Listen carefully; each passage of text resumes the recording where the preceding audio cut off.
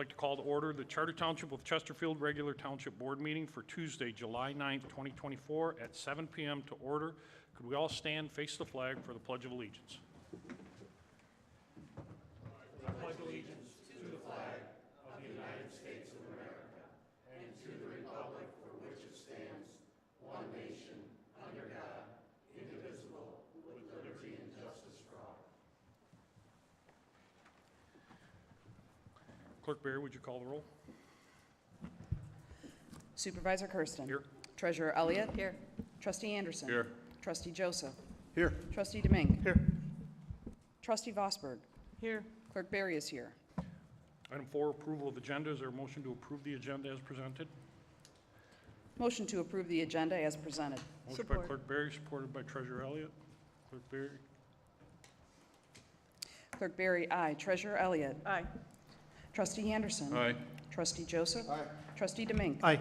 Trustee Vosberg. Aye. Supervisor Kersten. Aye. Item 5, presentations. We have a presentation scheduled tonight. Clerk Barry. 5A is a presentation of the 2023 Township Audit Report by Plante Moran. Welcome, Ms. Hill.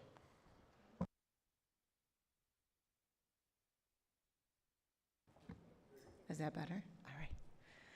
Thank you. Good evening. Thank you so much for having me here to discuss the results of the 12/31/2023 audit for the township.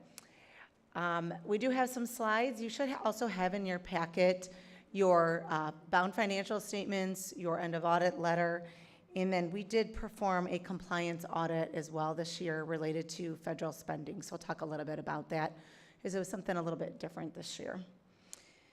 So we did, before I kind of get into some of the numbers, just to talk briefly, maybe a broad overview of the audit process. We did spend over 500 hours this year auditing the books and records of the township. A little bit more work this year, mainly due to the fact that there were 2 new accounting standards that were implemented or at least reviewed for implementation by the township this year. And then also there were some new auditing standards that required us to take a deeper dive into the internal controls of the township. And so I guess with that, happy to report that we did not have any internal control findings. So that's a good thing. Even with the deeper dive, the team here has done a nice job of really trying to segregate duties and make sure that the checks and balances are in place. As I mentioned, also there was a federal compliance examination done this year on the spending of the ARPA dollars, and I will get to that later in a few slides. I did want to thank, as I said, there was quite a lot of hours, so as you can imagine, we work with many different departments within the township. Like to thank Supervisor Kersten, Clerk Barry, and Treasurer Elliott and all their departments, and then also Mrs. Bauer as well, and her team, as I know a lot of work goes into this, not just at the end of the year, but throughout the year, to make sure the books and records are in great shape for the board. Am I doing it wrong?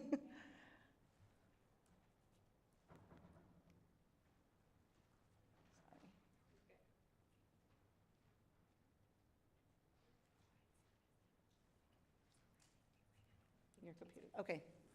All right, so we'll just get started on some of the results for the audit. Like I said, oops, yeah, if you just want to go back. If you want, I can just maybe say next slide, and then you could move them. Does that work? There you go. Perfect. Thank you so much. So this slide shows a 5-year trend in the revenues. Now, keep in mind, this is just for general fund. So it's going to look a little bit odd this year. Obviously, you see a very large increase. That increase is really made up of a couple different things. The biggest thing being the bond that was issued in the current year. So all of the revenues for the bond are shown in the current year down in that last line, all other, including the bond proceeds amount.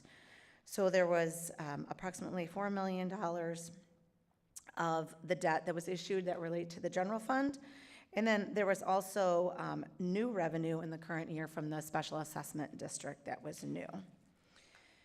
And one thing I did want to point out, if you kind of take out the one-time revenue of the bond proceeds, it is important to note that the property tax revenue, which was about $1.6 million this year, actually makes up less than 15% of total revenue for the township. So a lot of the money that the township is operating on is really state shared revenue, which is money received from the state through sales and use tax collections.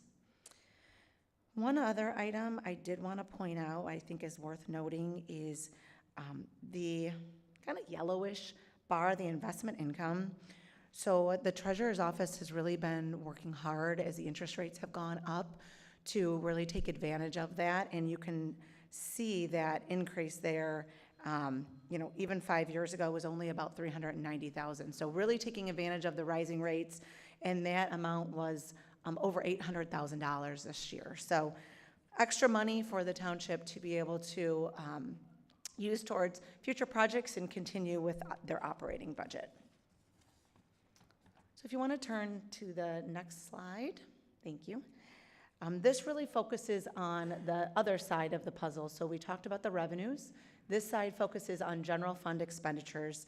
And again, you'll see the expenditures are up quite a bit from last year, but really the majority of that is related to plan spending on capital projects. The operating costs of the township remained relatively consistent to prior year, no significant fluctuations.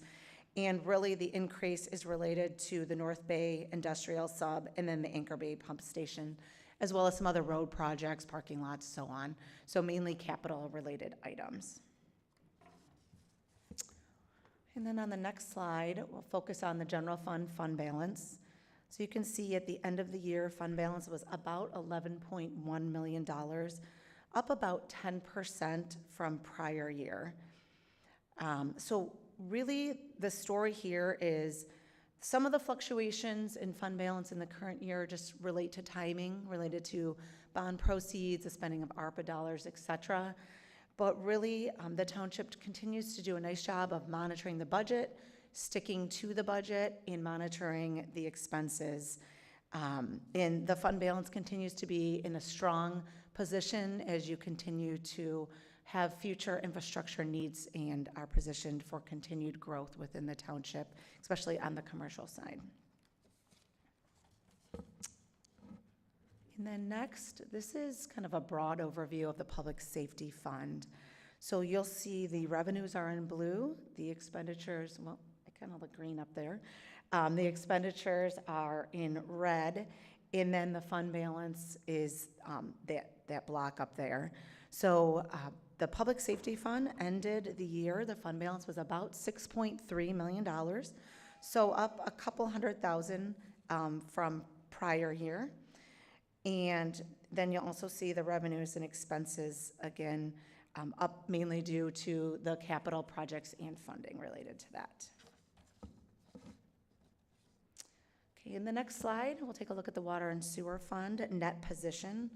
The reason why we like to focus on net position within the Water Fund is because the accounting is a little bit different in the Water and Sewer Fund than it is in General Fund, Public Safety, and all the other special revenue funds.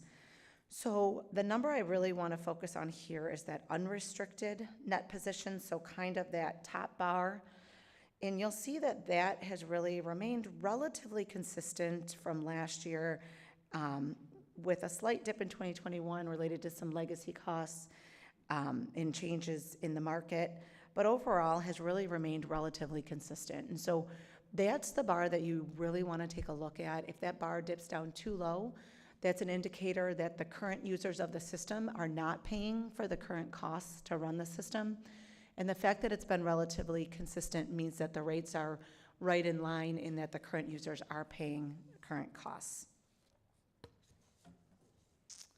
And then lastly, again, this talks a little bit about the coronavirus state and local relief funding, otherwise known as ARPA, I think, to a lot of us.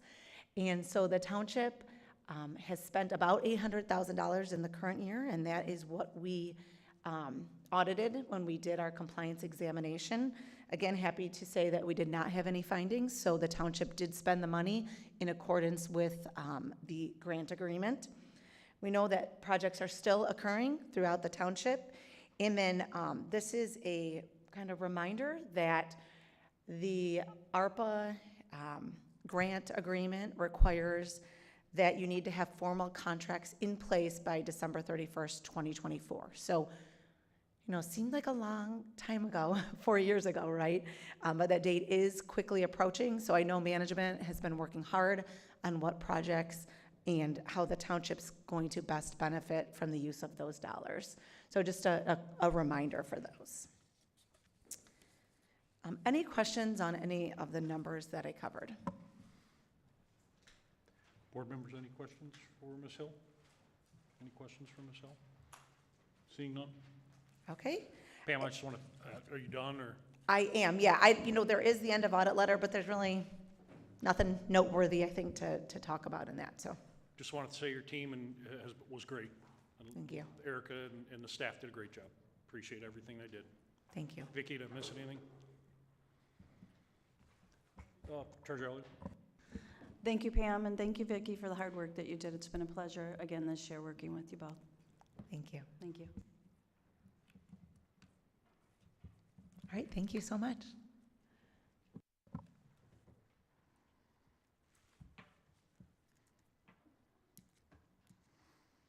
Item 6, department reports. There are several department reports. Director Bassett, do you want to start off?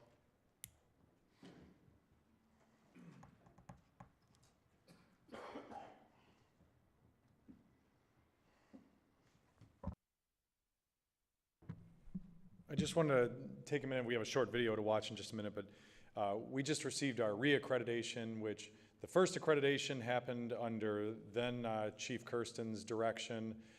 We went through the process this year of reaccreditation.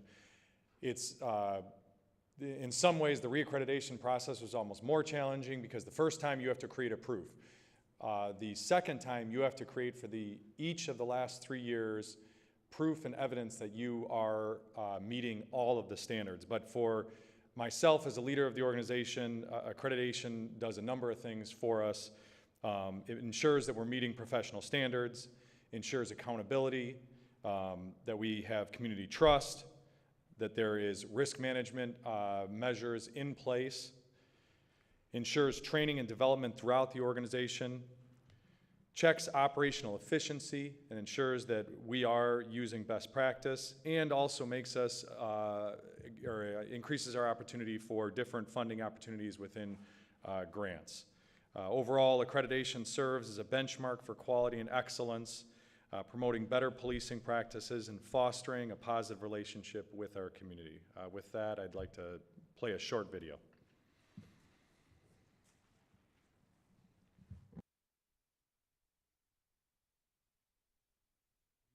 Accreditation program. Hi, my name is Ron Wiles. I'm the Deputy Director with the Michigan Association Chiefs of Police and the Accreditation Program Director. I'm pleased to announce that the Chesterfield Township Department of Public Safety has successfully earned their reaccreditation status through the Michigan Law Enforcement Accreditation Commission, or MELIAC. So what is accreditation? You're probably all somewhat familiar with accreditation, as several professions have accreditation programs. Your kids probably go to accredited schools. When you're in need of medical attention, you go to an accredited hospital. Law enforcement is no different. Accreditation is a progressive, time-proven way for agencies to increase their overall performance and level of service. In 2021, when the Chesterfield Township Department of Public Safety earned their initial accreditation, they made a promise. They made a promise to their department members. They made a promise to the elected officials. And they made a promise to the residents of Chesterfield Township that they were going to comply with professional standards in law enforcement. And in 2024, they kept that promise. Accreditation is a 3-year process where agencies must comply with 128 standards each year of that process. But we all know it is one thing to say that you comply. The agency is also required to show that they comply with having proofs for each of those standards. I'm incredibly proud of the work that the Chesterfield Township Department of Public Safety has done. Thank you to Director Bassett for your leadership. And a special thanks to Captain McNair, Sergeant McPhillips, and Accreditation Manager LeBron for your hard work and commitment to the process. Well done and congratulations.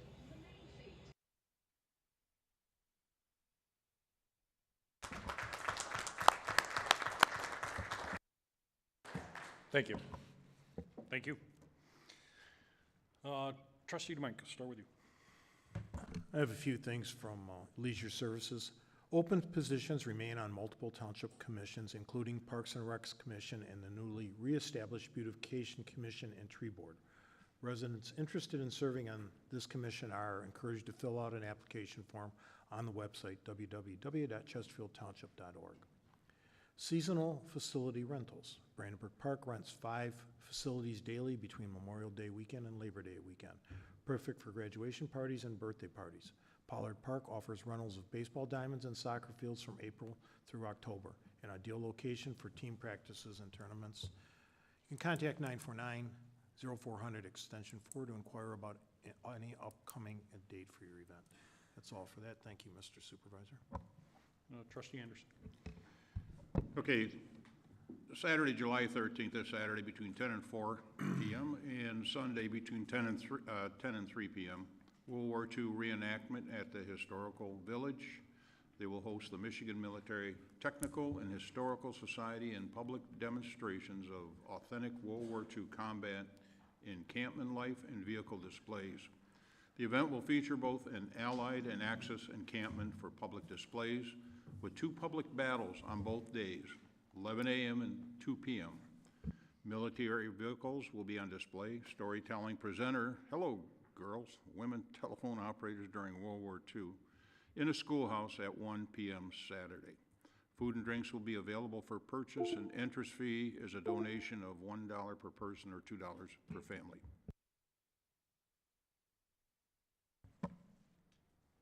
Thank you. Any other? Clerk Barrett. Thank you, Mr. Supervisor. I have quite of a bit to share with the board during my report this evening. First off, for those who are keeping score, absentee ballots that have been issued, approximately 8,500 as of today, and as of today we have approximately 15% of those received back into our office. For those who have returned ballots already, the last day to spoil those absentee ballots that have already been returned to our office is July the 26th. That is a Friday at 5 p.m. It's an important date to know. What we are finding is there are an awful lot of folks who are coming into the office who have spoiled their ballot. They know they've spoiled it, they've realized they've spoiled it, and they're coming in to remedy that. And we want to make sure that everyone's vote counts, so we want to make sure that those folks come into the office and they're able to get a new ballot. But the last day to do that, if the ballot has been received in our office, is Friday, July the 26th at 5 p.m. You must also request that that be done in writing. So we do have a form available in the office for those folks who come in and need to have that service. For those who want to do that via email or by mail, we can certainly get that form to you, or you can, again, send it to us in writing with a signature on it, and that's the key. A lot of people think they can send that to us just with an email, but we need to have the voter's signature so we can do a signature verification on that before we spoil that ballot and issue a new one. So it's important, if you know you've spoiled your ballot or someone has, please contact our office to make sure that we appropriately take care of that for you. Ballots that you still have in your possession that have not been returned to our office can still be spoiled and a new ballot issued until August the 2nd at 5 p.m. Also, as I promised earlier, several meetings ago, we will be having the Department of Homeland Security, the Cyber Security and Infrastructure Agency, come into Chesterfield Township to assure all of our voters that Chesterfield's technology infrastructure is secure. I know that after the 2020 elections, voters had some concerns about the transmission of election results and about their voter records being compromised and so on and so forth. Some of them have come to our meetings and expressed some concerns. We will be having the Department of Homeland Security come in and complete an assessment of our assets and infrastructure to ensure and give us, as well as you, all of the assurances that our infrastructure is in fact secured. In the event that there are any compromised areas, we will be addressing those immediately and bringing them to the board as well after we take care of that. We'll be bringing it to the supervisor's attention for probably an emergency repair and funding. I don't anticipate that being the case, but we will share with the board and the public any of the findings from that analysis. Our election commission will be meeting this Thursday, July the 11th at 10 a.m. here in our offices. For those who are interested, that is open to the public. And we will be appointing election inspectors, receiving board members, chairs, co-chairs. We will also be setting the public accuracy test date, as well as a number of other business items that are on the agenda for the election commission. There is no public comment section to that meeting. It's a little bit different than these meetings, but it is open for the public to view and observe if you are interested in doing that. That is here at the township offices. The early voting period for this election begins on Saturday, July the 27th at 8 a.m. The early voting hours are from 8 a.m. till 5 p.m. daily, beginning on Saturday, July the 27th, and going every day, including Saturdays and Sundays, until Sunday, August the 4th. Early voting ends at 5 o'clock p.m. on Saturday, August the 4th, over at the Community Center, also known formally as Sugar Bush Elementary, and that is where all early voting will take place.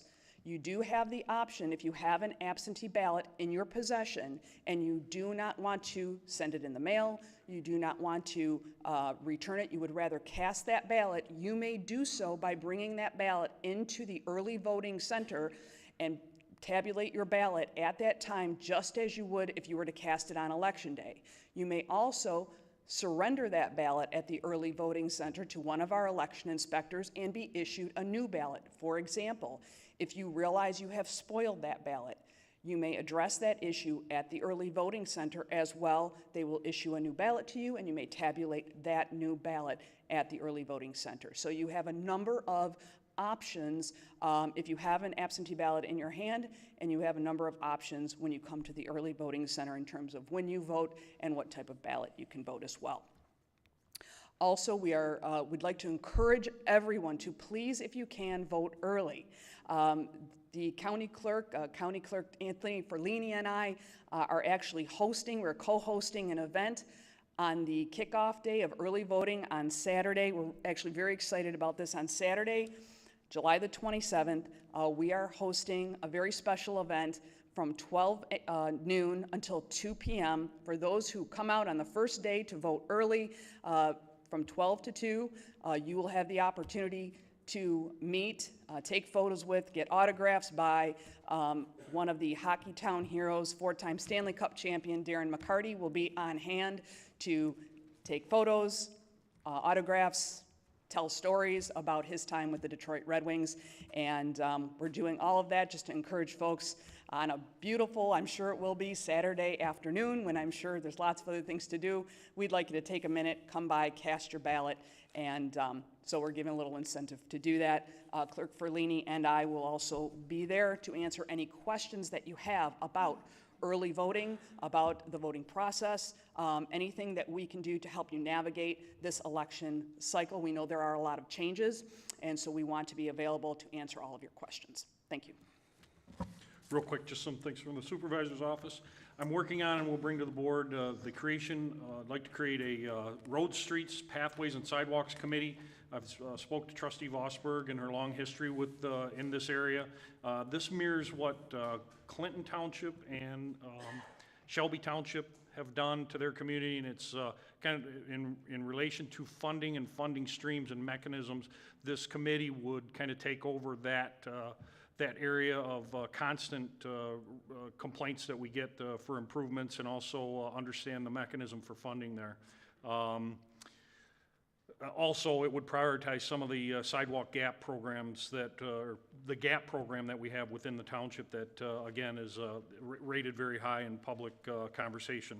I'd like to thank the township employees and this board As you saw last week, the Fitch Bonding Rating Service did increase our bond rating. That was very successful. It was a surprise. It wasn't anything we asked for or sought. It was on their own, and in conjunction with the completion of our audit. So another good piece of news for the financial stability of this township. Our 2025 fiscal year budget is in progress. To note, the Public Safety SAD notifications will be coming out within the next month. There's no change in that SAD assessment, and this is no new tax. Again, this is historical. We'll handle it as we've done in the past. The Stonehenge Detention Pond Public Information Meeting is set for July 15th, 7 to 9 here at the township offices. And like the public safety accreditation process, we're in process also, again, just an update, the water department and the fire department is also in the process of accreditation, seeking accreditation, and the water department actually made application, or will be making an application for their accreditation within the coming months. With that being said, any further comments from the board? Any further comments? Item 7, public comments on agenda items from the public. There is a 3-minute time limit. If you would, please state your name for the record. Not required, but it'll help us keep track. The mic is open.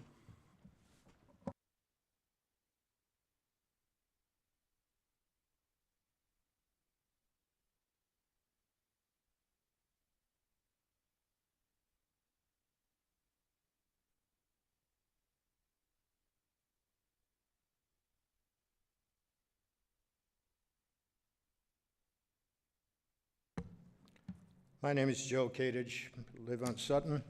Wanted to talk about your presentation just now. I don't see how you can go over a $50 million budget audit in 5 minutes. It's the same thing we get when we get 3 minutes to talk about everything that's on the agenda. There's no room for discussion. Nobody on the board asked any questions. I have some questions. I'm sure other people up there have questions too. A couple of the things that I noticed right off the bat was in the public service. Now, does that include the water department now? Is that public service or public works and water department? That's all in one? Whereas it used to be public works was out of the general fund, and the water department was funded through their own fund that they collected through the bills. Are they combined? Is that why so much money is being spent, which includes probably money from the water department spending on other things that it wasn't meant to be spent on? It'd be nice to have this an open conversation so we could get some determination on that. The other thing I'm concerned about was the ARPA funds. She talked about being in compliance, but mainly I was worried about whether the money was going to be spent, not where it was spent. There were compliance issues when you come out and you bought that school. I brought it up, a number of people brought it up, that basically the thing that it was sent out for was underground structures for all the water department, the sewers and water and that. You spent nothing on that. And that was not explained, but it's the school. How does that comply with what that thing was spent for? She didn't touch on that. She just touched on it wasn't spent. It'd be nice to have an open conversation with the people as to where their money was spent and how it was spent. Not just that, well, we got 50 million in, we spent 50 million. We didn't over budget or under budget. The other thing I wanted to talk about is the last agenda item where you're going to spend the rest of the ARPA money. I forget what it was for, but you've not spent any of it on the sewer and water. We had a flood, 10 months ago? You said nothing about what had to be repaired or what had to be done. I came out with suggestions. I had a flooded basement. I pointed out why it flooded. It needs repair.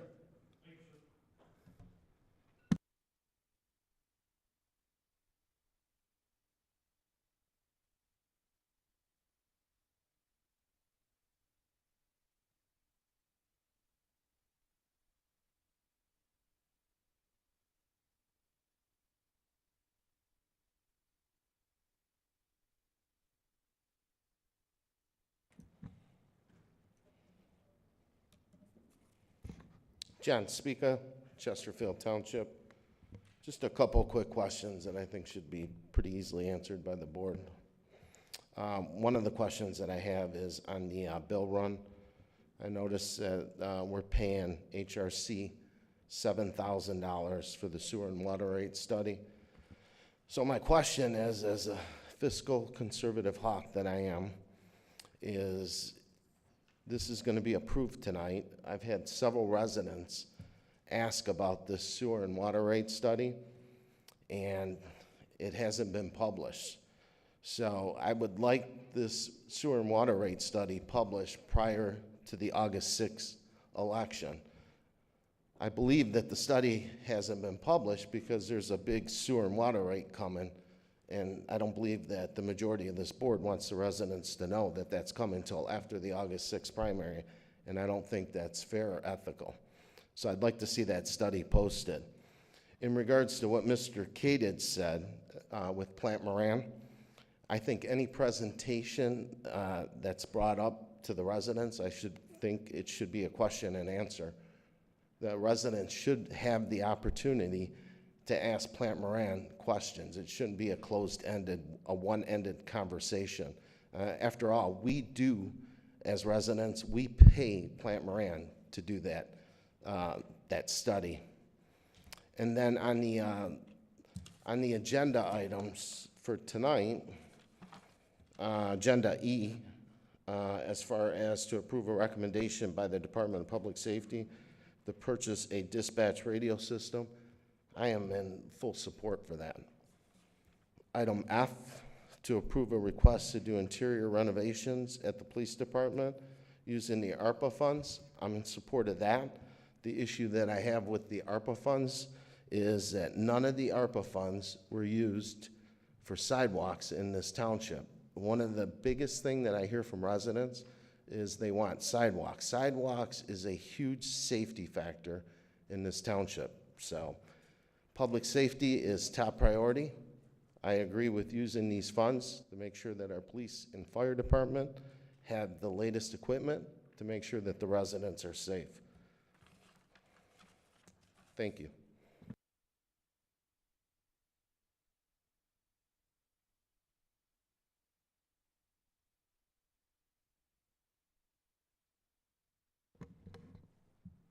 Good evening, Janice Young. Just a couple things on the bill run. There was a charge for $1,900 for the Jefferson Avenue pathway. Can someone elaborate on which section of the pathway was in need of a repair of almost $2,000 already? And when was the repaired section initially installed? And what was the reason for the repair? Was there a design failure? I know we pay a lot to Spalding & Decker, so I would hope it's not an engineering problem there. Item 10E, the backup dispatch radio system. It's stated that it's needed in the event that the state of Michigan radio system suffers an outage or breakdown. I'd like to know, how often does the state of Michigan radio system go down? When was the last time that it actually went down? And does the Macomb County offer any backup service in the event that the state system goes down? Item 10F, renovation of the interior of the police department. I don't really have an issue with it so much other than the item in the agenda packet. The agenda attachment was a letter written on Director Bassett's Chesterfield Police Department's letterhead. The letter is addressed to Director Bassett. There is no signature on the letter. So I just would like to know who actually wrote the letter on official letterhead to Director Bassett.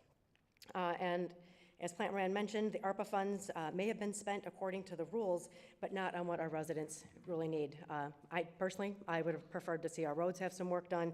Obviously, sidewalks have been a major issue in the sewers. And with tonight's rainfall coming, I'm praying that no one else's home floods, and I'm sure they're praying as well. Thanks.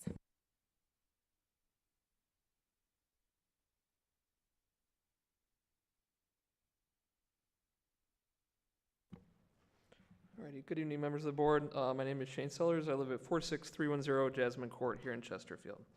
I would just like to discuss item 10A, the July 2024 budget amendments. I know I brought up ARPA funding and the important spending down of those funds and towards projects that benefit all our residents. I think tonight is another good example of ARPA funds being spent down for the Department of Public Safety. That by definition benefits all members of the public in ensuring the community's safety. One project that was initially discussed at last month's meeting was new playground equipment that is needed at many of our parks. I know the closest park to where I live is Veterans Park, and it has the same aging playground equipment since I was a little kid. It's the same one that's still there now. It has been vandalized several times. I know the damage to our playground equipment across the township is not just limited to Veterans Park. These things get beat up in the weather and wear and tear, and as facilities that are utilized by our families and children of all ages, we want to ensure they have safe and compliant playground equipment. I think a great source of the remaining funds for this would be the additional interest earned in the budget amendments that are presented to you today. This revenue was not even projected, and I thank Treasurer Elliott for investing our tax dollars to generate even more funds than originally projected to our already incredibly high fund balance, well over 100% funded. This gives us the monies to go ahead and start to make improvements on our aging infrastructure, again, like our parks and playgrounds, as well as water and sewers. Thank you.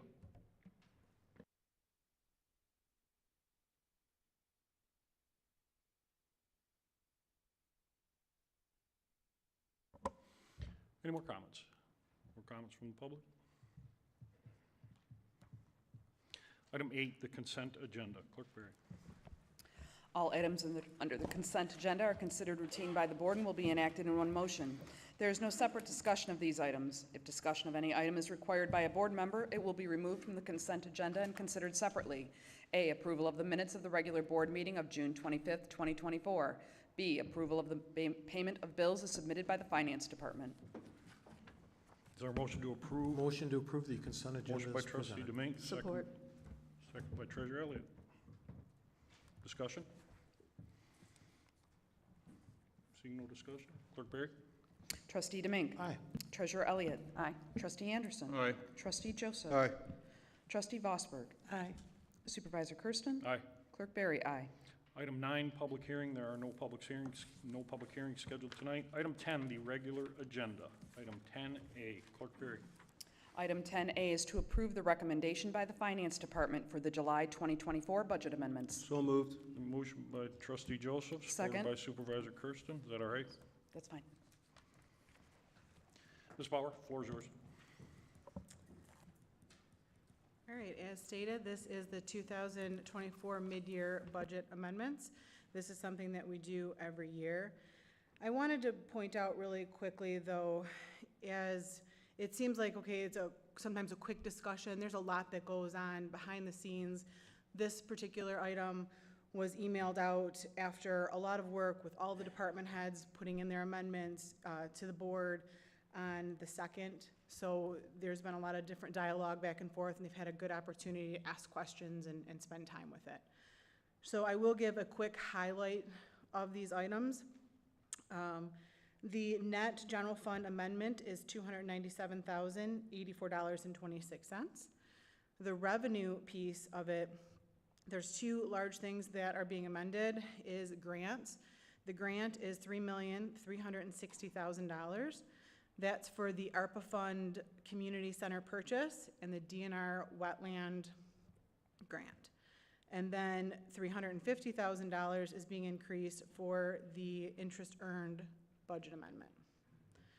For the elections office, the total being amended is $203,650. That's primarily for the August and November elections. Next is the related expenses to the grant revenue that is coming in. We have $800,000 for the Jefferson Wetland Preserve and $2,800,000 for the community center purchase. So that's our general fund highlights. Moving over to our public safety highlights, we have a net amendment of $3,010,545. That's primarily made up of two large purchases that were previously board approved. Those being $600,000 for the Motorola dispatch equipment and the exterior renovation of $2,388,000.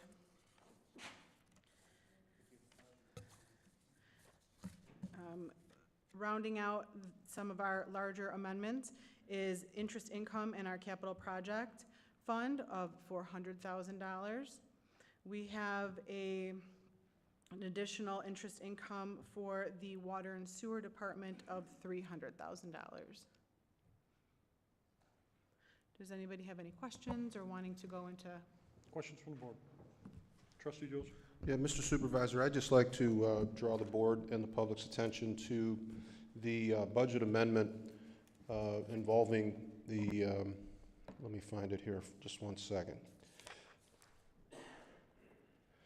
The budget amendment involving Parks and Recreation of $12,500. This was the result of the CDBG money that was brought to the board in February, if I recall, and a motion I made, I believe Supervisor Kersten, you supported that motion, to increase the CBDG grant request from the charities that night by an amount of $12,500. The increase in the funding to Wigs for Kids, Care House, and a number of the others came out of a reduction in a grant award to the Senior Center. That night we decided and we talked about returning those funds, or really never leaving those funds, by way of budget amendment, which we anticipated to incur in July, as it always does. And I raised that only because with the formation of the recent Senior Citizen Advisory Committee and a very large turnout of senior citizens that came to this board meeting a few months ago, there were a number of really tragic rumors that had been spread at the Senior Center that somehow Trustee Joseph was raiding the seniors to give to charities. And that was never the case. We see it here tonight, the restoration of the senior money as we promised that night. So, Mr. Supervisor, I would hope that our friend to your left goes to the seniors with as much exuberance as she went there in February to talk about us raiding the fund. It's been restored as promised, and I'm proud to support both motions. Thank you. Thank you. Any further comments? Anything further, Vicki?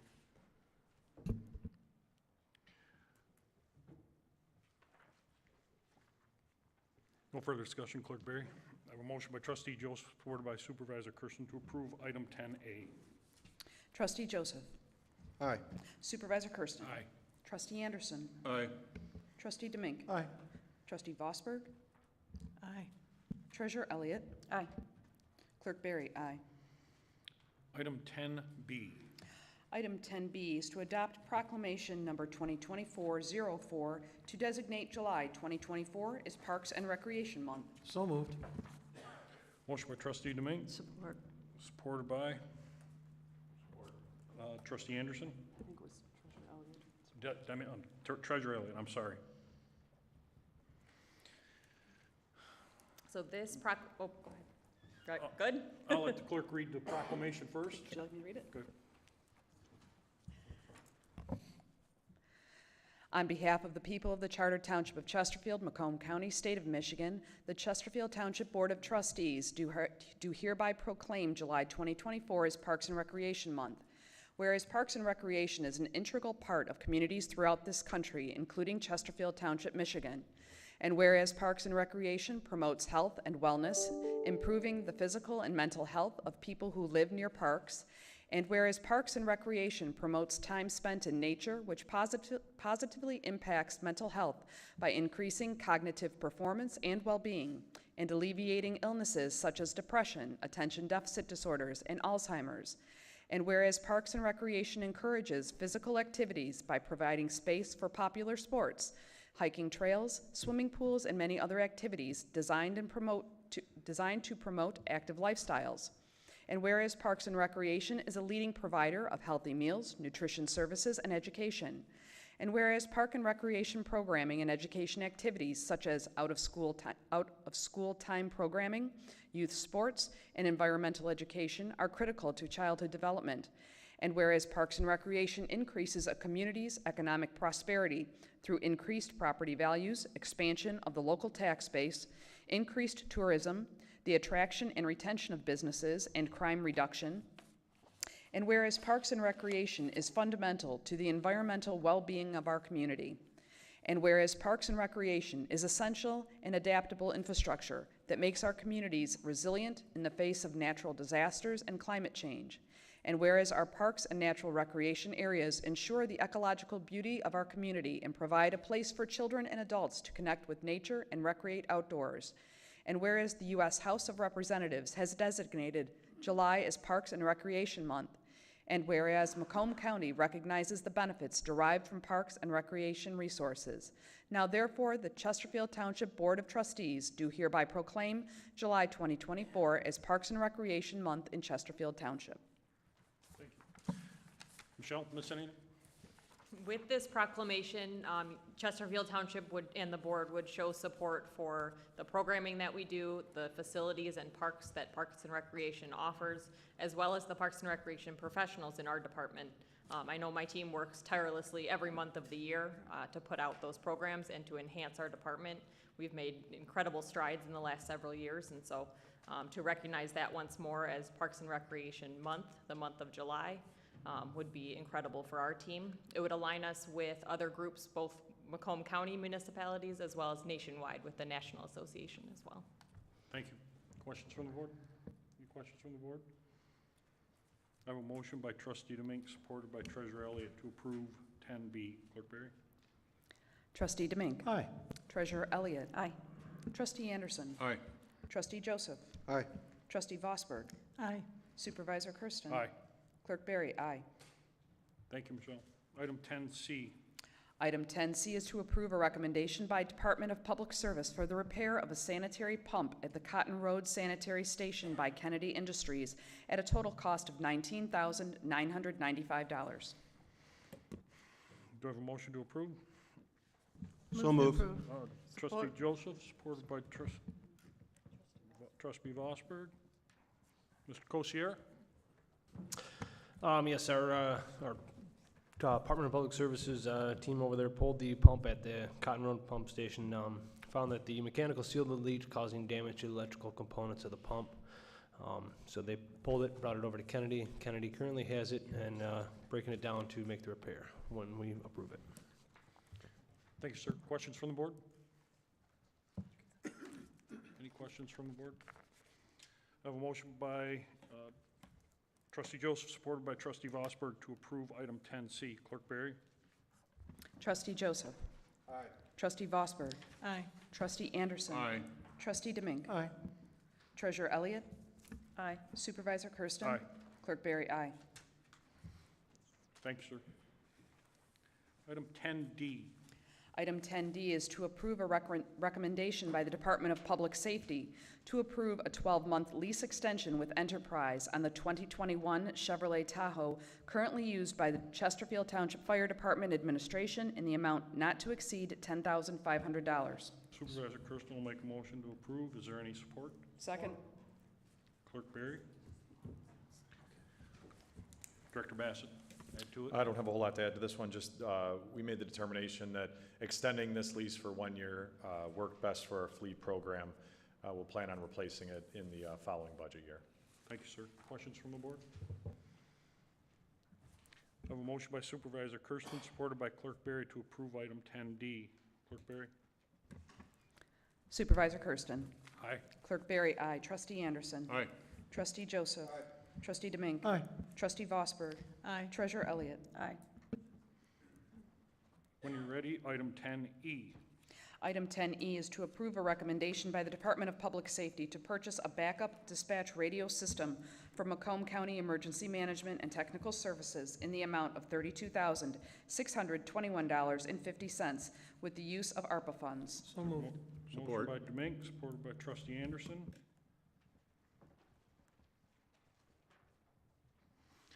Director Bassett? This is a request for, and again, this is not something that has happened in the recent history where we've had this, but what this would allow us to do is if for some reason the state of Michigan went down or we lost connectivity to the state of Michigan, we could switch our dispatch center to basically becoming a standalone facility so that we can continue to dispatch to our public safety groups here in Chesterfield and New Baltimore. And as I said, this has not happened. We are just making sure that if for some reason we did lose that connectivity, we would be able to continue to dispatch our resources. Can I expand a little bit, Director Bassett? I'm sorry. Can I expand a little bit? Absolutely. This So is your wheelhouse. You love this. Chesterfield Township's been part of the 800 megahertz radio system, which is operated and owned by the state for many years. It is followed up with Macomb County. Macomb County has a simulcast system. I wish Mr. Vosberg was here. Macomb County has invested in a simulcast system which is redundant to the state of Michigan system. What we have done here in Chesterfield Township for many years is we have added redundancy to the redundancy. We have a brand new 911 dispatch center that is fully operational and function and interfaces not only with the state of Michigan, but with Macomb County Comtech.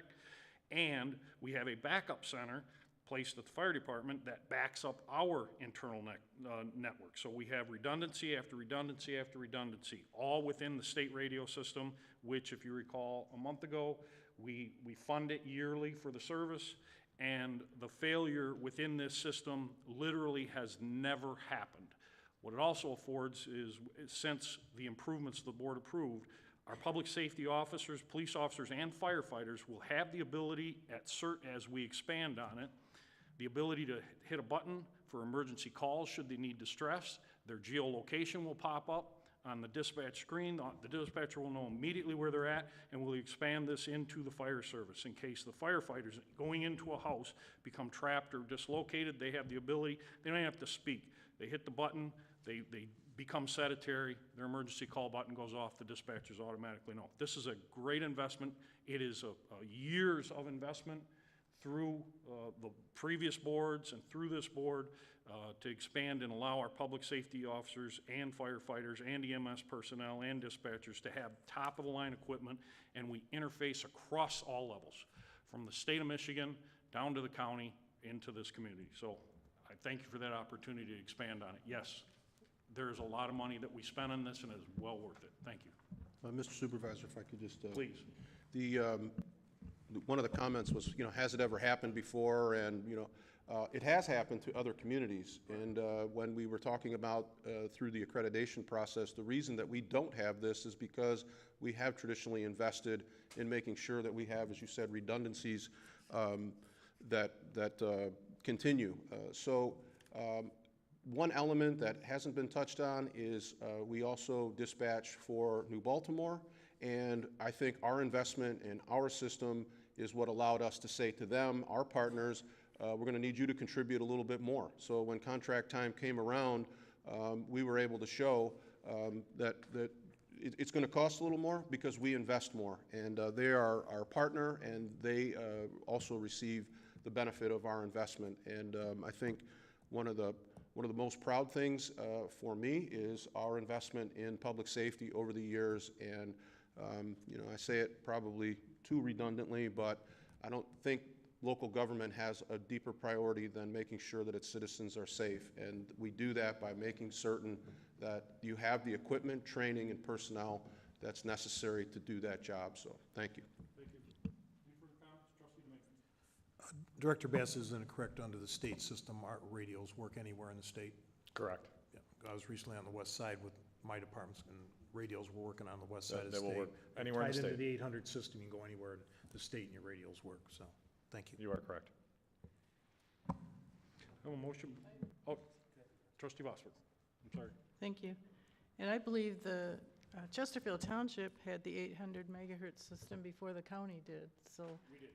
so when the county switched over, the township, in a sense, kind of went backwards because they had to change a little bit. But I have a couple questions about the technical part of this.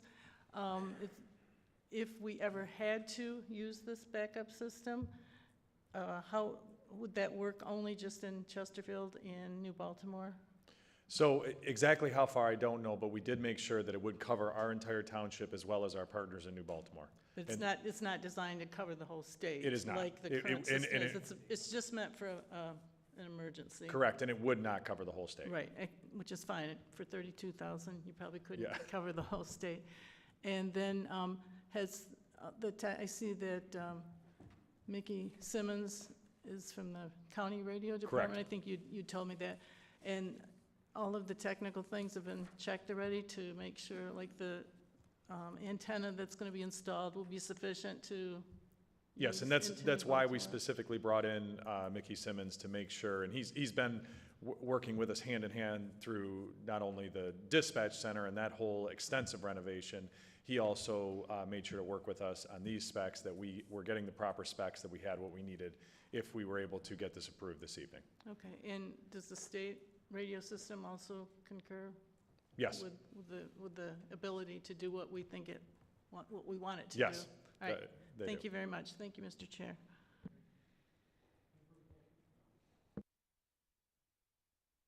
Thanks for giving us that leeway. Motion by trustee Demink, supported by trustee Anderson to approve item 10E. Clerk Berry. Trustee Demink? Aye. Trustee Anderson? Aye. Trustee Joseph? Aye. Trustee Vosberg? Aye. Treasurer Elliott? Aye. Supervisor Kersten? Aye. Clerk Berry, aye. Item 10F. Item 10F is to approve a request to do an interior renovation at the police department for $141,499.66 with the use of ARPA funds. Is there a motion to approve? Supervisor Kersten will make a motion to approve. Trustee Joseph, do you mind? No. Trustee Joseph will support.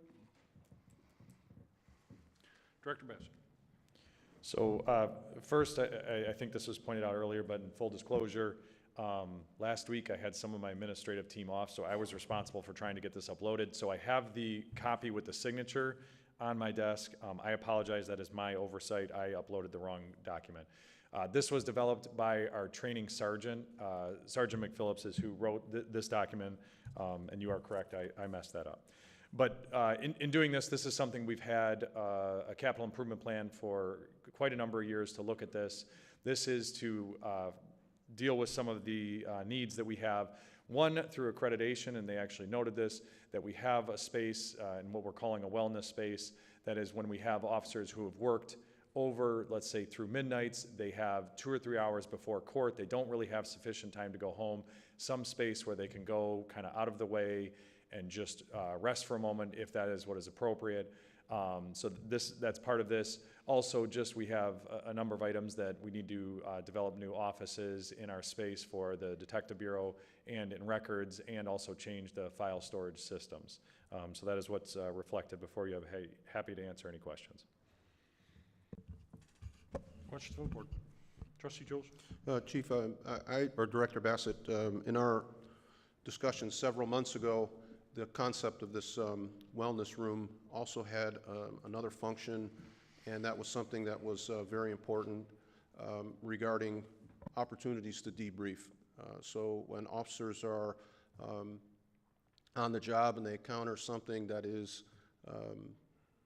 fairly traumatic, and that's in a lot of ways a nightly occurrence, but incidences that are quite traumatic, this space gives the opportunity for maybe senior personnel to sit down with officers and debrief and just kind of do a check-in. And it's done in a place that is outside of the busy day-to-day operations of, all the hectic nature of the department. There's space for that, and it was seen and discussed at length in your efforts to improve and increase officer mental health and awareness and dealing with issues as they come up. So this room is critical, and I'm glad that you brought it to our public safety meetings, and we had a chance to talk it through, and it's a pretty modest request in terms of, in comparison to some of the other departments that have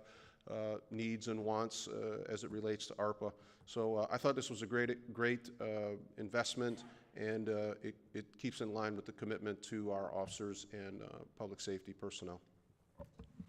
Thank you. Clerk Berry. Thank you, Mr. Supervisor.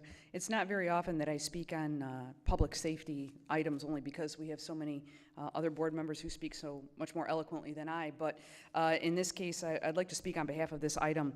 I, for years, have utilized the Public Safety Department facilities for record storage, and I know their record needs just in their department alone. I've seen their detective bureau area, I've seen their records area, and in this proposal is to upgrade some of those areas, and I can tell you firsthand from seeing it over the years that they really do need it.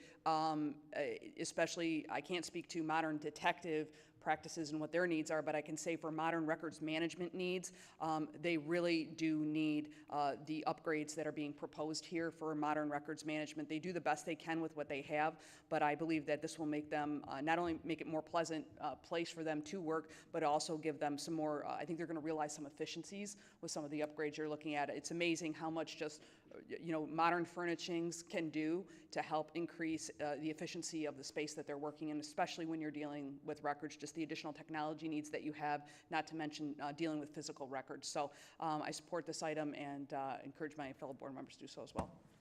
Thank you. Any further comments? A motion by Supervisor Kersten, supported by Trustee Joseph, to approve item 10F. Clerk Barry? Supervisor Kersten. Aye. Trustee Joseph. Aye. Trustee Anderson. Aye. Trustee Demink. Aye. Trustee Vosberg. Aye. Treasurer Elliott. Aye. Clerk Barry, aye. Item 11, addendums, there are none. Item 12, public comments. There is a 3-minute time limit. And if again you would please mention your name so we can keep track, it is not required. Mic is open.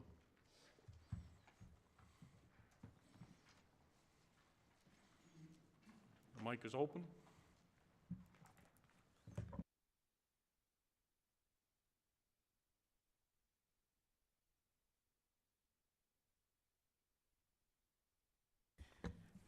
My name is Della Hall, and I'm in the Stonehenge subdivision, and I'm here to talk about the sidewalk program. I had sent out an email message to each one of you with photos yesterday, trying to explain everything. I'd like to thank Mr. Kersten for coming out this morning to look at it. He had mentioned that he thinks that the job was good enough. I don't agree with it. Maybe because it's in front of my house and I had to pay for it. So I'm a little more critical of it being done, and I think properly. And one of the biggest things I struggle with, how this all started, was this little section that was uplifted by the grass area. And I still seem to have that. I still have this lip, much less all these other faults with the sidewalk, which I tried to iterate in the email. And I got exactly what they took out. I got it back.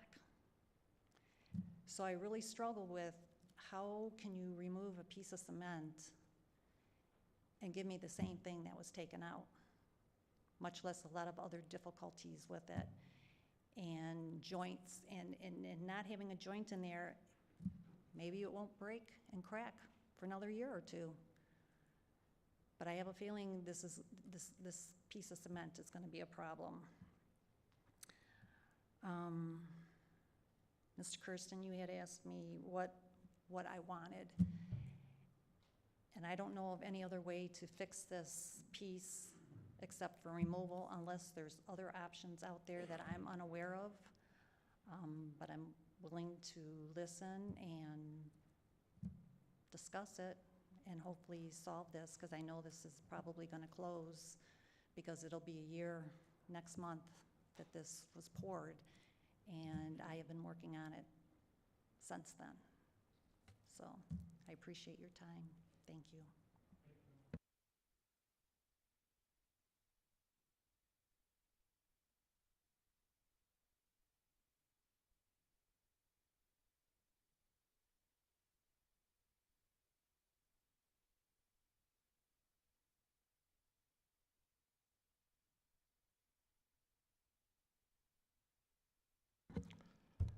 Joe Kadich, again.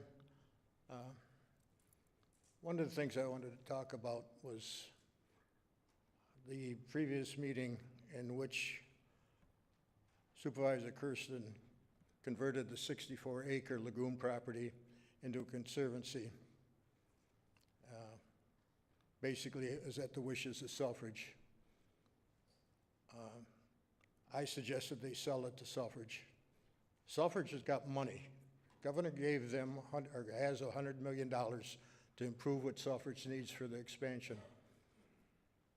Yet we gave away property that's probably worth $9 or $10 million that could have been used to fix sewers and water, that you didn't use the ARPA funds for, and we could have had some progress.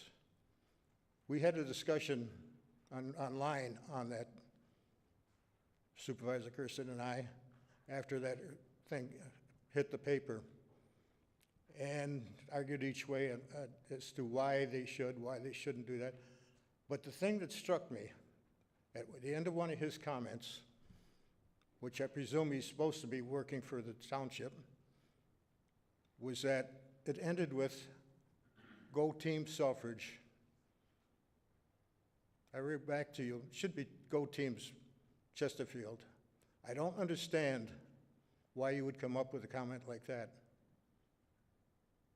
You're supposed to be working for this township. Financially, you're not doing it. I figure there's about $45 million of debt waiting out there to fix the sewer and water. Some of it's come from that bill or the bond that you had. Other stuff that isn't fixed. And yet, over the last 2 weeks, we've had, even though it's Candace Miller's problem, the Marsack drain flooded back. You had a water break on Cotton Road. You had a water break on Peggy Lane. And I'm waiting for a water break on 9. There's 12 patches on our road, a less than a mile-long road, that are patched from water breaks. That thing's over about 60 years old, 70 years old, and we're getting nothing. I think you better explain to these people what your object is here. I don't understand falling in line with what Selfridge wants, and you're not even telling them what the end result of Selfridge is going to be. We've asked for you to have a forum to look over their mission, look over the how it's going to harm us if they get the F-35s. Acaveti refused to do that. You refused to do that. Yet you're on board with giving property away to subsidize them. I think it was just this week that the state legislature gave them $13 million for the runway, to repair the runway. I think you better look at who you're supposed to be representing. Thank you.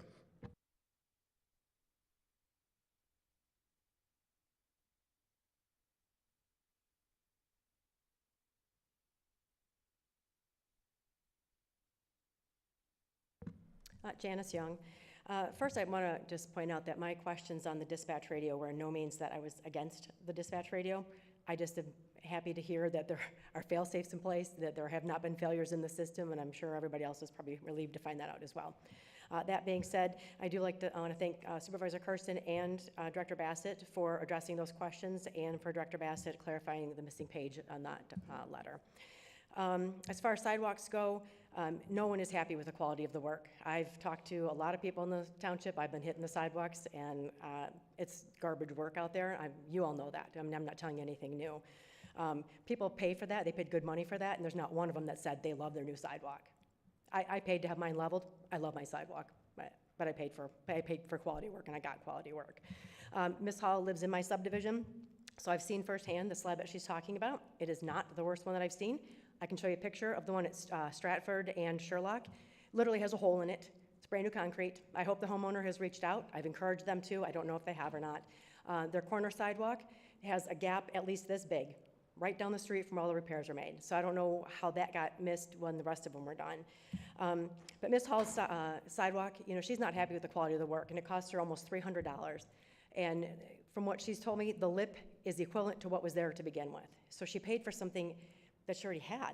Nothing was improved, and like I said, the quality of the work, they stick out like a sore thumb. They don't match anything. The finish is terrible on them. The edges are terrible, and they're just stuck with them. I'm thankful I didn't have to have that work done, but I'm just here to support my neighbor. And maybe the answer is refund her money.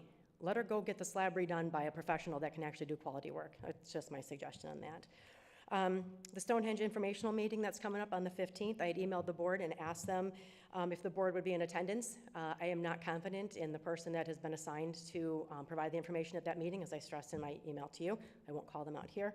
But I also would like to know if that meeting is going to be live streamed and recorded, as most other meetings are. And I don't know when this falls in the SAD, because I'm not sure, I've not seen anything, but when are the public hearings for the SAD? Will it come after the meeting? I'm not really sure when that's supposed to take place, but anyway, thank you.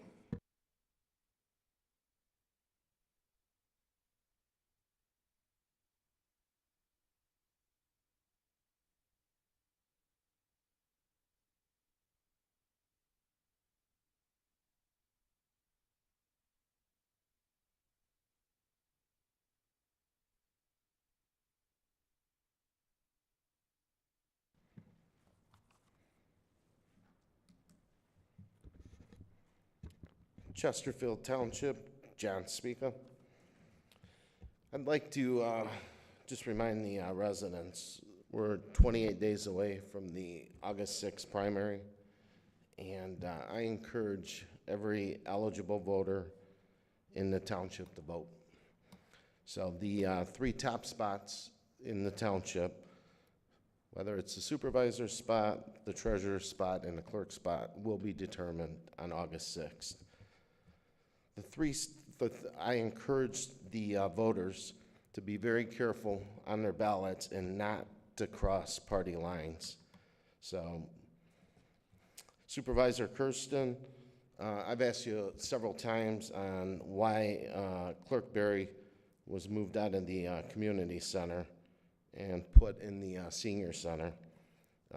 Early voting is going to be at the community center, so I never got a response on why she was taken out of there, because ultimately she was right in the spot where she needed to be for the early voting, and that's the clerk's new office. So I mean, to me, it made absolutely no sense to throw the seniors out of their senior building and move them to the community center that's not even outfitted or wasn't even ready for them, and then take Clerk Berry out of the community center and put her in the senior center.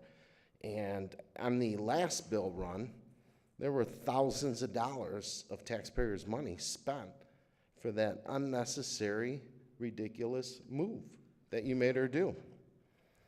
And I think, in the last 3.5 years, the residents have seen this majority of the board, which includes the supervisor, Treasurer Elliott, Trustee Vosberg, and Mr. Demink, don't listen to the needs and wants of the residents. So it's always, what they want or what they need. So, and obviously, I mean, that's reflected out there. I can tell you that firsthand. I mean, the residents aren't asleep at the wheel, so they know what's going on, and they know who represent them, who is out there fighting and representing them. So, again, I encourage all the residents in 28 days, make your voices heard, because you want people up at that board that are going to represent your wants, your needs, and that are going to absolutely listen to you. So August 6th is going to be a big day in this township for the 3 top spots. And again, please don't cross party lines, and if you do, Clerk Berry said that you can cancel your ballot and be reissued another one. Thank you.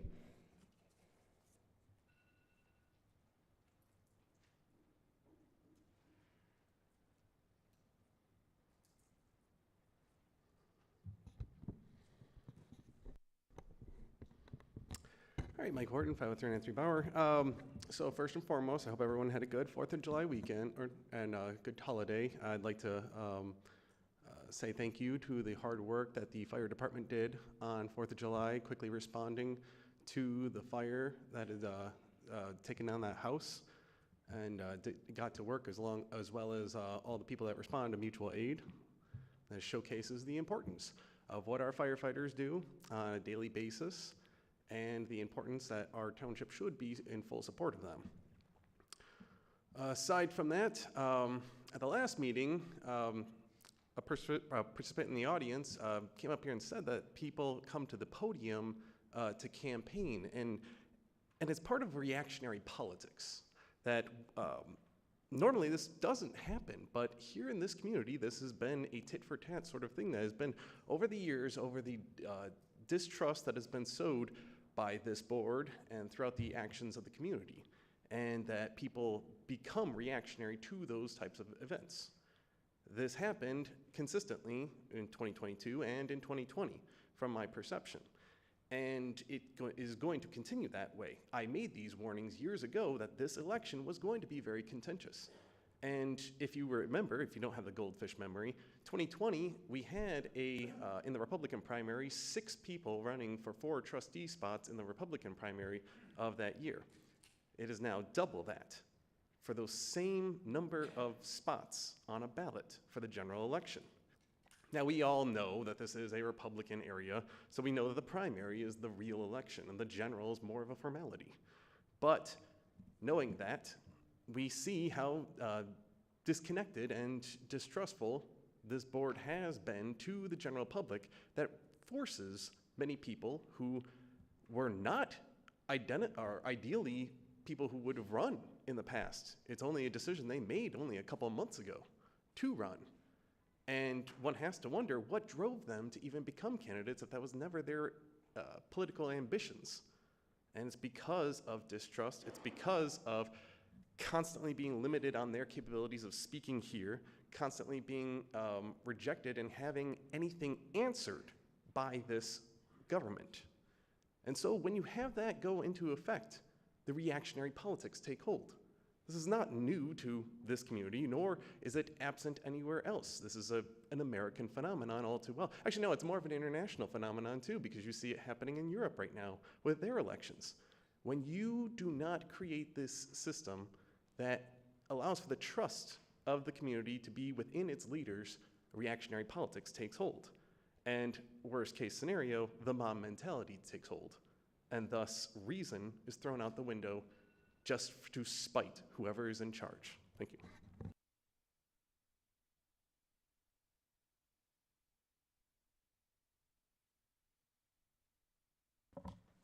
Any further comments? Bring it back up to the board.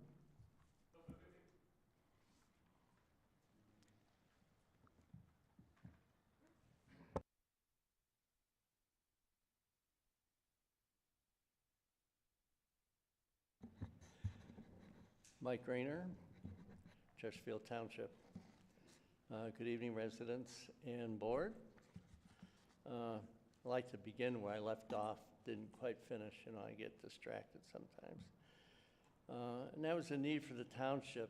Last time, what I was just getting into was the need for the township to meet their commitment to provide the necessary walkways to connect the new bus stops and shelters on Gratiot Avenue.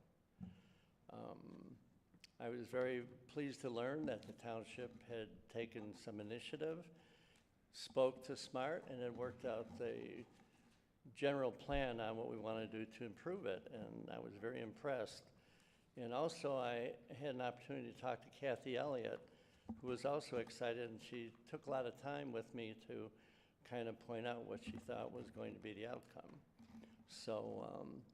So tonight, I'm expecting assurances from the board that this will happen, that everything mentioned as the responsibility of the township will be provided. In the detail, it said the township shall, the township shall.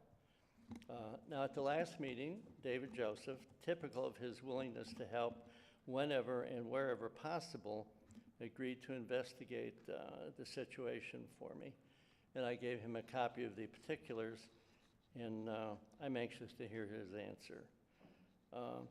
I think it's interesting, too, that we never hear from the industrial companies that hire the workers that come and go. They don't care if they have walkways or shelters because they pay these slave wages and they could care less. They're just kind of glad that they managed to get them. So I'm very anxious to see that we may have some ARPA funds left. That was one of those special needs that could have been addressed with those monies. And I really hope that this all happens. And so I'm anxious to see if perhaps Mr. Joseph would have some answers for us. Again, as was mentioned earlier, August 6th will be a very, very important primary election. Not just here, but throughout the country, from the local dog catcher to the trustees to the state and federal legislatures, judges, school board. They're all important folks, not just you folks. You're very important. But we need a lot of help in this country to get things back on track so we can be maybe united again instead of divided. So I hope we'll all take our responsibility very seriously in August and again in November. And our vote is our voice, and so let's hear it in tremendous numbers compared to what we typically don't. Thank you, sir. Thank you. Any further comments from the public? Any further comments? I'll bring it back up to the board. Item 13, board comments. And I will start with Trustee Anderson. You want to start tonight? Congratulations are in order for our police department on the successful reaccreditation process, and also to the team that tirelessly worked to that end. And in conclusion, be vigilant for the next day or so as the remnants of Hurricane Beryl pass over our area. You never know what that's going to bring. Have a good night. Trustee Joseph, you want to go? Thank you, Mr. Supervisor. I'm going to just start with a couple of the questions that were posed. The comments, Mr. Wharton, regarding the 12 candidates versus 6, you know, I look at the influx of trustee candidates as a real strong indicator that people are committed and care. I'm not disheartened by the motivation. I agree with you that I know some of the candidates really were not intended to run for anything. They just wanted to better government. And so the old adage, if you want something done right, do it yourself. I have deep respect for that, and I'm perfectly okay.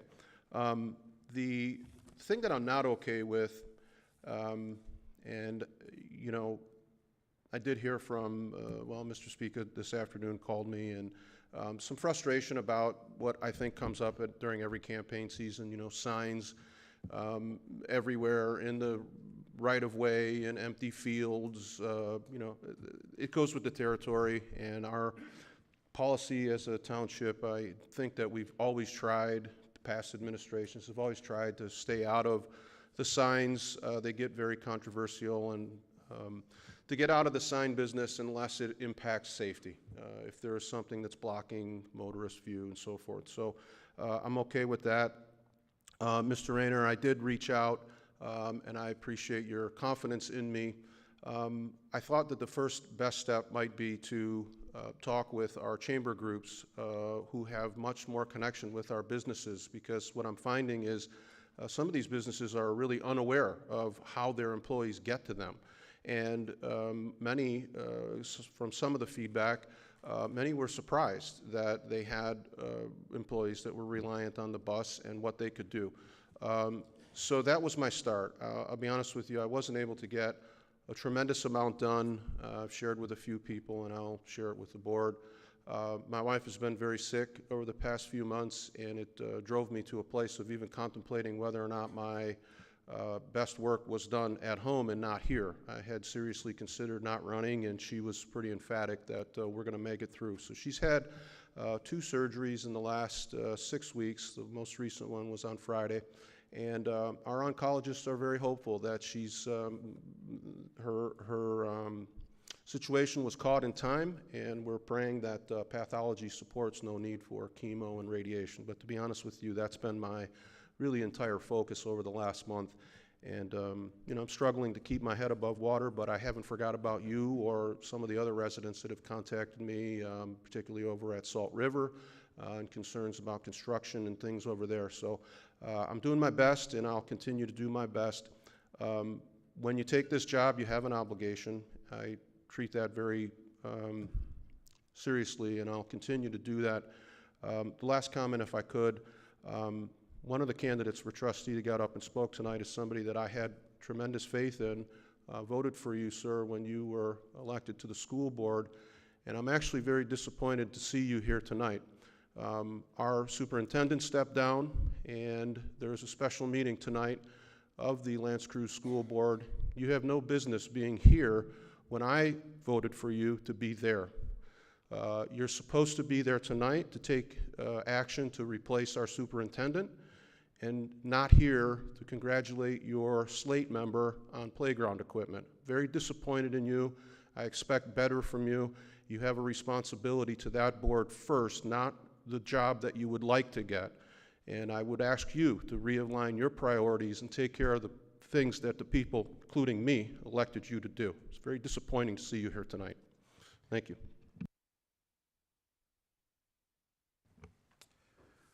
First, congratulations to the police department for getting their recertified accreditation. I know it's a big task, going back through all the rules and regs and making sure the reports are all the same.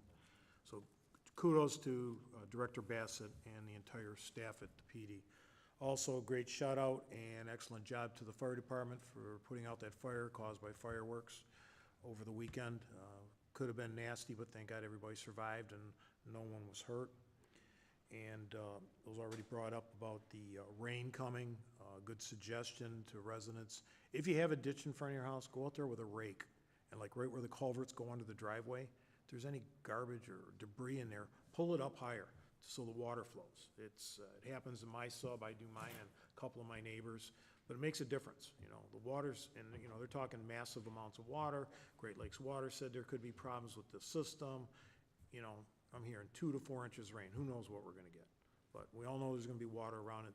I don't know whose house it was earlier today, but it rained pretty good down by my place, but I didn't have any flooding yet. But we'll see what happens tomorrow morning at 5 when I get up and go to work. So hope everybody be safe and good luck. And Trustee Joseph, my prayers and thoughts are with you and your wife. Thank you, sir. Trustee Lossberg. Thank you, Mr. Supervisor. I too would like to congratulate our Public Safety Department, the Police Department for the renewal of their certification, the Fire Department for the excellent work that unfortunately they had to perform within the past week, but did it well. And I think I'll just end it there. Thank you. Treasurer Elliott. Thank you, Mr. Supervisor. To address the ballot box has now been placed in front of the treasurer's office, so, and the clerk's office will be checking that.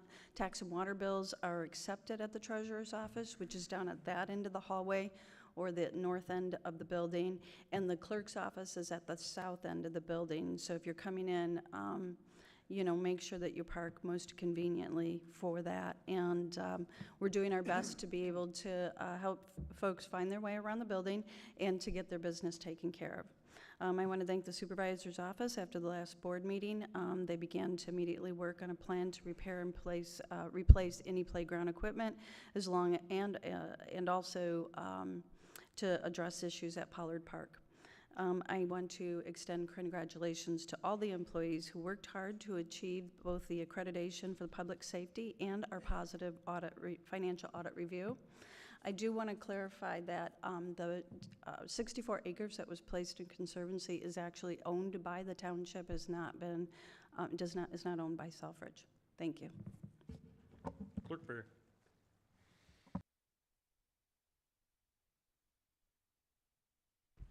Thank you, Mr. Supervisor.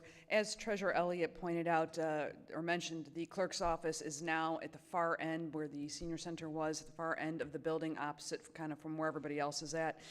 We do have new directional signs as of this afternoon that are now outside that will direct the public where we are at. So hopefully there won't be any more confusion on where to find us and where you can receive a ballot or have any of your questions answered. In all of the clerk's office services and all of the election department services are available also on that far end of the building.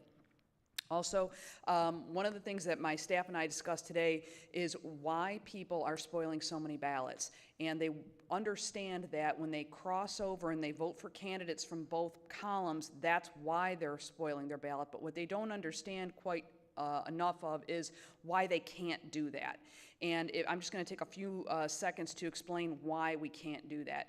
In a primary election, and it's actually confusing that the state calls it an election and that we call it an election, because really, you're not electing anyone to anything. In August, they're much like nominating conventions. You are choosing the candidates to represent that party in November. So you are choosing candidates for your party to be represented for your party in November, and that is why you have to choose from either the Republican Party candidates or the Democratic Party candidates, because there is the understanding that those are candidates from your party who you are selecting to represent you and your interests in November for your party. So that's why you have to choose one or the other. You cannot choose both. So try to understand it maybe in those terms. That's why you can't choose both. Secondly, the voter guides. Unfortunately, we had a little bit of supply chain issues in getting those to you. However, I spoke with the printer today. We do hope to have the digital version of the August-specific voter guide that will detail all of what I just said in even more detail, along with important dates for you.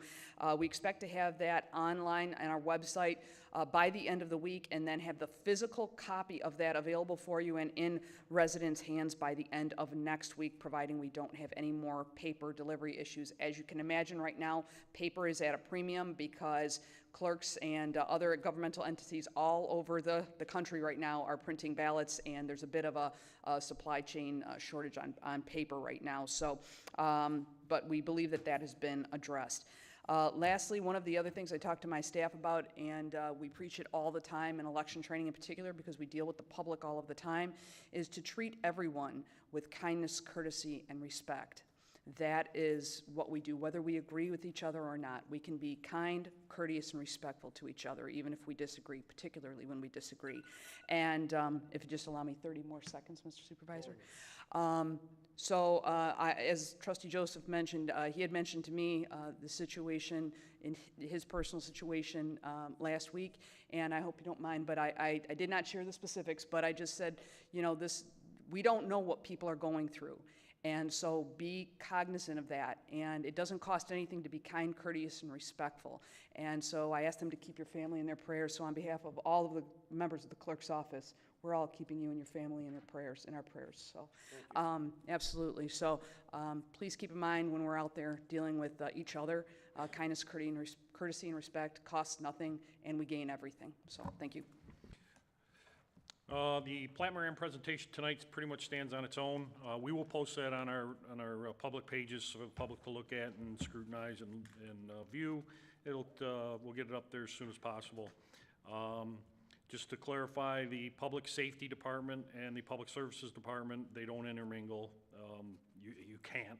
And public safety stands on its own funding, and water and sewer stand on its own. The HRC that was mentioned, it has been suspended. We still send them information. The biggest issue is the $2 meter legislation that is stalled right now at the state. Commissioner Miller is an advocate, and she's very busy up there communicating with them that she opposes it, and it's pretty much standstill right now. We met with our lobbyist today. He had some insight to it, but does not look for that to change in the recent months.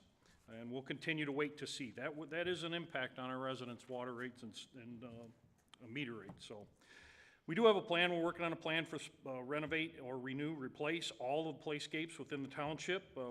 Hopefully that'll be within the board here presentation for all the parks. I got to appreciate the passion of this board for public safety, both police, fire, and 911 dispatchers. And just so, again, on the radio system, we have a great relationship, not only with New Baltimore, and I did leave them out, and I appreciate you including them. They're like a family member. We've got a great relationship with the county, the state, and all other entities around us. And as you noted in the fire last week with the fireworks, we get resources from across the neighboring communities at the drop of a hat. I'm very proud of the accreditation public safety gained again. Chief Bassett, Captain McNair, and his staff, but I'd also, in a recent MTA conference where I met with insurance carriers. This is a highlighted item for municipal public police departments as accreditation, but Michelle Ogden, Officer Ogden, that oversees the training department, the records that she keeps on, as Director Bassett said, the justifications and the standards, her name was mentioned in that report, and I'd like to call her out and recognize her again. The entire staff did an amazing job. Ms. Hall, we did meet today. Like I said, I'll reach out to them and see if there is a resolution there that we can come to. Mr. Kadich, we did, again, the issue, we didn't sell the property, we didn't give it away. We partnered with a conservancy. We guaranteed that will be a green space. We actually had a meeting today. We're working with some sort of pathways plan in the future. We will work with Six Rivers to make that and maintain that green space for a long time to come. And yes, I am an advocate for Southridge, and I do want to see them successful. The informational meeting for the residents for Stonehenge is an informational meeting. There will be no action taken, and it will be the residents' opportunity to speak and address what they would like done to their community.